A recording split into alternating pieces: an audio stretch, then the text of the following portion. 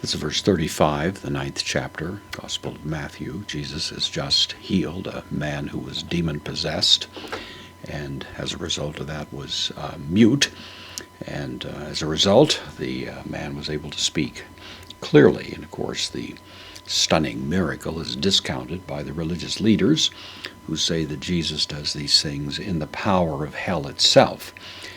There's no further exploration of that at this point, but nevertheless that begins to paint a picture of the hostility that confronted Jesus as he continued his ministry. And then we have a summary statement that Matthew gives here, Kai, the connective, periagen. This is from periago. Peri means around, ago means to lead. Taken together, it means to go around or pass around, visit these various towns and villages. This is the third person singular imperfect active indicative, so Jesus was doing this. Subject of the verb is ho Jesus, the Jesus, was going around.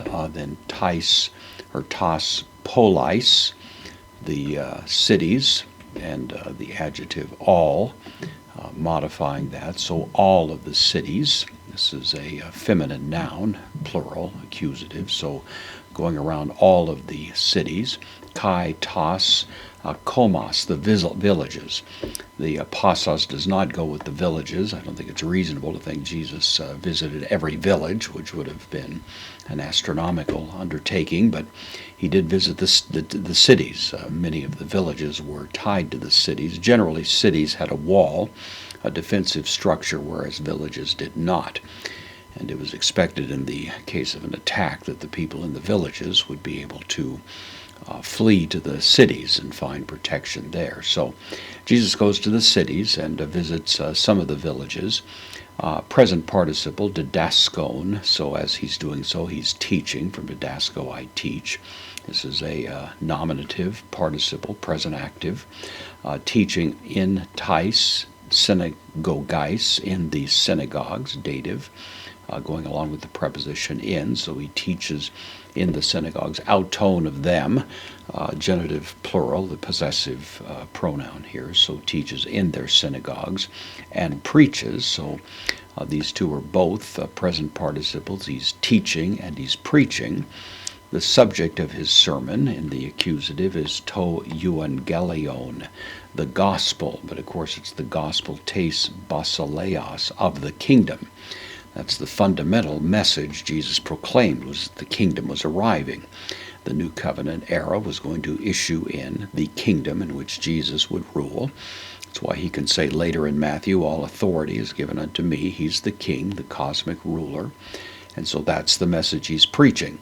Entry into the kingdom depends on having sins forgiven, but the greater reality behind the atonement was the fact that a person is made a citizen of this kingdom. And of course that's his principal message and the most dominant theme of all of his preaching. So he's preaching the gospel of the kingdom, kai therapeuon, also a participle, a present participle, and healing. So in a sense the healing becomes the vindication or attestation of the truth of the preaching. And so he's preaching and he's healing, pason, all, noson. This word means diseases or sicknesses, kai, pason, malachion, and all the illnesses. These two words are basically synonymous, simply to say it's covering the waterfront, that Jesus is able to heal every malady that's brought before him, and by that means he's proving the truth of what he's declaring concerning the kingdom which is arriving at this very moment. This is what's taking place. And so this is kind of the content of Jesus' sermon. And of course Matthew wants us to understand that that was the principal thing that catapulted him into such fame, was the message he proclaimed coupled with the miracles he performed.